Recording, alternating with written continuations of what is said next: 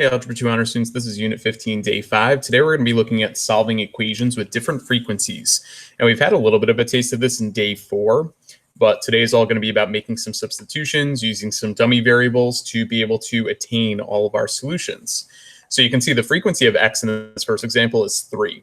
So the first thing you want to do in an example like this is you want to isolate the trig function cosine. So to do that, I'm going to wind up dividing the 2 over to the other side. And after I do that, the easiest way to go about this is like we saw yesterday. Let's make a dummy variable substitution for 3x. So I'm going to say off to the side, hey, let's let a equal 3x. And notice how I want all the solutions in radians from 0 to 2 pi. So that's going to turn into cosine of a equals 1/2, which we would then say, all right, all-star trig class, where is cosine positive? Cosine's positive in quadrants 1 and 4. Hopefully at this point in the game, you're pretty quick at deciding which quadrants to draw triangles in. And then from there, we're going to do adjacent over hypotenuse. So adjacent's 1, hypotenuse is 2. We've got radical 3 for that opposite side. So from there, we need to get that the reference angle across from the radical 3 is in radians pi over 3, or 60 degrees, right? So if I can label that for the first triangle, let's now write our solutions for angle A. In quadrant 1, the solution is pi over 3. And in quadrant 4, the solution would be, well, if full circle is 6 pi over 3, then we're pi over 3 just before that at 5 pi over 3. But one thing I'll make a quick note about is when you're solving higher frequency equations like this, you want to use the general solution, which we've gotten practice with over the past few days. And the general solution essentially just takes these initial solutions and then adds on the period of 2 pi n. So let's go ahead and do that. Well, we're add on 2 pi n, where n is an element of the integers. Once you get the general solution going, that's going to help us to establish all of the solutions we should get from 0 to 2 pi. Okay, if that's what a equals, let's go back and reestablish that a is really 3x. So now go ahead and sub 3x back in for a. So we'll do that in both locations. And then from there, let's go ahead and divide the 3 over to the other side. Now, instead of dividing by 3, you can think of multiplying this by 1/3, because 1/3 of pi over 3 becomes pi over 9, if that's easier for you to visualize. Make sure that 2 pi n gets divided by 3 as well. So instead of getting solutions every 2 pi or 360, we're going to get solutions every 2 pi over 3 or 120 degrees because of that increased frequency. We're going to look at this graphically afterwards as well to make sure that this all kind of makes sense. All right, so do the same thing over here. Divide both sides by 3, or if it helps to think of multiplying by 1/3, here's what the solution looks like in general. Now that we've gotten our general solution, the next step that I'm going to do is just a quick algebra step to get common denominators. Because if n can be any integer, it's going to be a lot easier to add those fractions together if we have common denominators. So I'm going to write this as pi over 9 plus, if I multiply the top and bottom by 3, I would become 6 pi n over 9 here.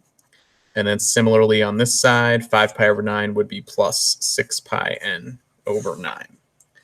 And we're now up to a step where we can start substituting in values of n that are integers to get all of the solutions from 0 to 2 pi. I'm going to write one more thing off to the side here, and I'm going to write down what the limit is.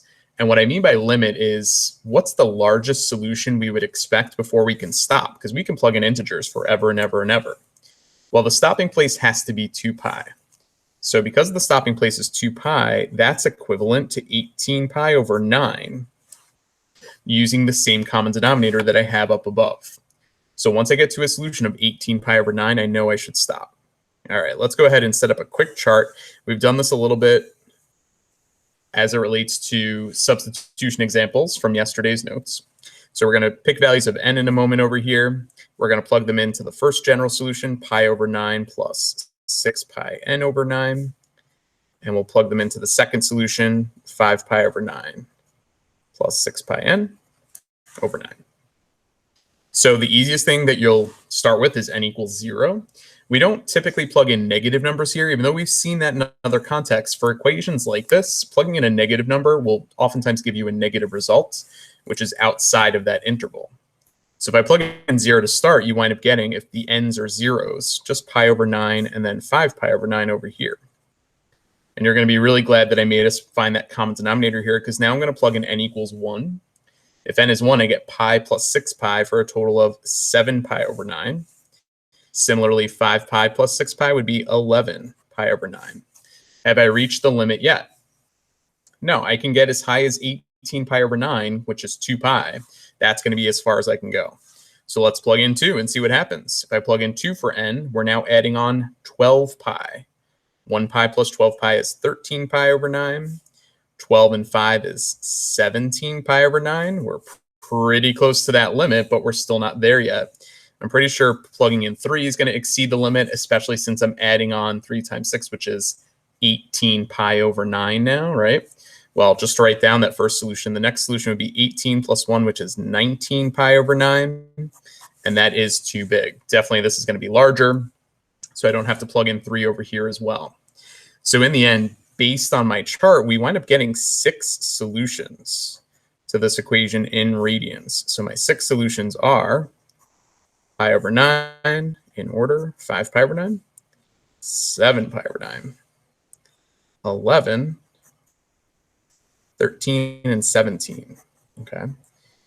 And I think it makes sense that we get 6 solutions, because typically when I solve cosine equals a fraction like a half, you only get 2 solutions. So if we triple the frequency, maybe it makes sense that we get triple the number of solutions. And I think a quick way to verify that is graphically, what does this thing look like?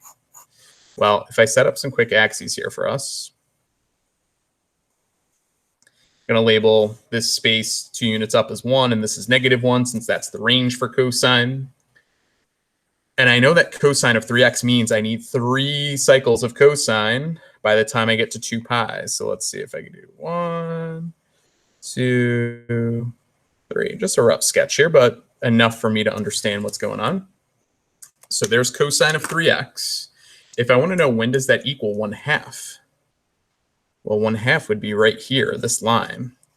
And notice how that intersects once, twice, 3, 4, 5, 6 times.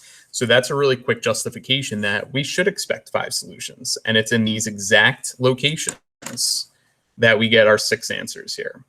So based on what we've done in this unit, I hope that we're putting all the pieces together today with some different frequencies. And I think the graphical connection hopefully helps you to make some sense of this as well. All right, let's try another one. So the next one that we'll look at is solving something like tan of 2x equals -1. And we'll do this over the interval from 0 to 360 this time. So we'll think about degrees. Tan of 2x equals -1. So the first thing I'm going to do is make a quick dummy variable replacement. Let's do tan of a equals -1. And we have to think about, well, where is tangent negative? All-star trig class. Tan would be negative in quadrants 2 and 4. So we want to draw some triangles in those quadrants. Quadrant 2, quadrant 4. Tan is the ratio opposite over adjacent. So we got opposite of 1, adjacent is 1. Same thing over here. And what this is telling me is that the reference angle, this time we're in degrees, is going to be 45 degrees with our 1, 1 radical 2 triangle. So based on all of that, if we have our correct reference angle there, we want to apply that to quadrant 2 and then quadrant 4. So my answers for angle A are going to be 135. And then angle A, if I'm in quadrant 4 with the reference of 45, is 315. Now remember, whenever you're solving a different frequency, the first thing you have to do is write the general solution. So that's what we want in this step right here. Well, the only trick to remember with tan is we don't add on 360n, but rather we add on 180n to each of those solutions, because the period of tan is only 180. So make sure we account for that when we write our solutions. But now that we have the general solution, let's go resub back in that a is really 2x. Okay, so let's go ahead and do that. 2x is equal to 315 plus 180n. And when I divide both sides by 2, I know that 2 doesn't go into 135 nicely, but it's okay to get decimals. So 135 divided by 2 is 67.5. So we get 67.5 plus, make sure you divide the 180 by 2 as well. Now the solutions will only occur every 90 degrees. So that's going to happen pretty quickly here. Divide both sides by 2 here, you get 157.5 plus 90n. And if those are the initial solutions that we would get, it's time to set up a chart where we can start plugging in values for n until we reach the limit. Now, the limit's a little bit easier to see probably for degrees because we know that the limit is 360. So if we get an answer that's above 360, we know we need to stop. All right, so if we set up the table here, we'll start with n equals 0, plugging in n equals -1. Hopefully it's easy to see that you're going to get negative answers in those spots. Actually, maybe not necessarily over here, but watch what happens when I start plugging in 0 to start. So we get 67.5 and 157.5 as those initial solutions. And then when I plug in 1, I'm adding on 90 to this, which is 157.5. And then when I add on 90 again, you're going to get the next solution of 247.5 here. If you plug in 67.5 plus 180 here would be 247.5. So you're going to start seeing all these answers repeat from this column over here. So you can probably actually stop plugging in values for n over here and just generate your list by plugging in values for n into this equation right here. Next thing you're going to do is add on 270 to 67.5 to get 337.5. And you can see that when you plug in 4 for the last value, you're adding on 360 already. So when you're adding on something to 360 to get 427.5, that's too big. Okay, we want to stop when we get all of our solutions from 0 to 360.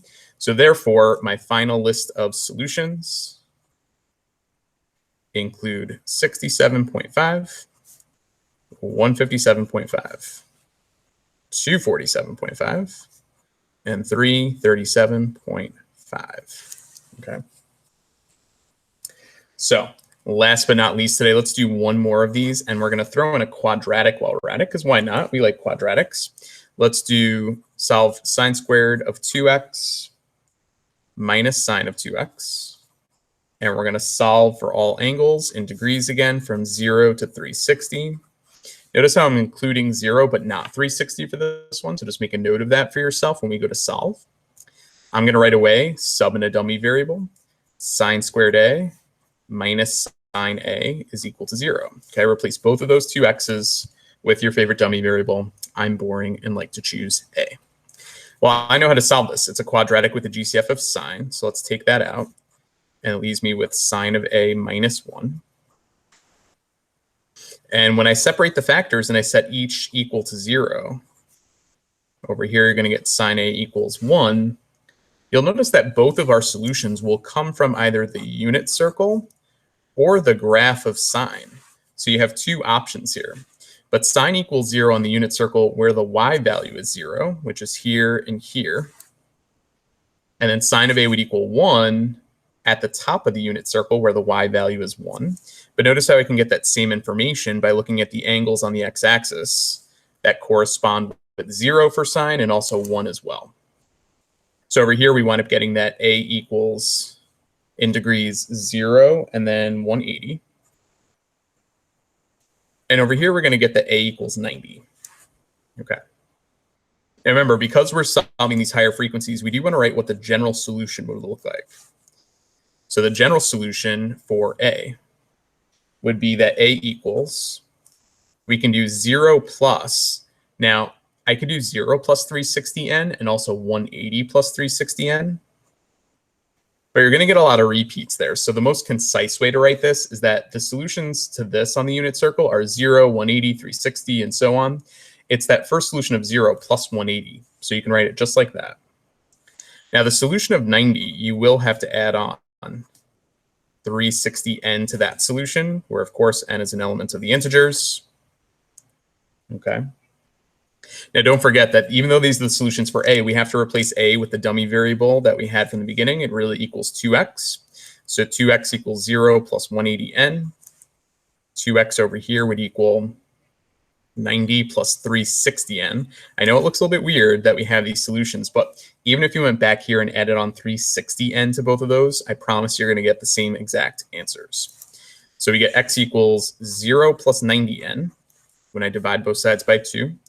Here it's going to be 45 plus 180n Okay, so when I set up my chart here, we just have to be careful that we're adding on the correct value of n each time to generate all of the solutions. So we've got 0 plus 90n, and then over here 45 plus 180n. All right, let's start with n equals 0.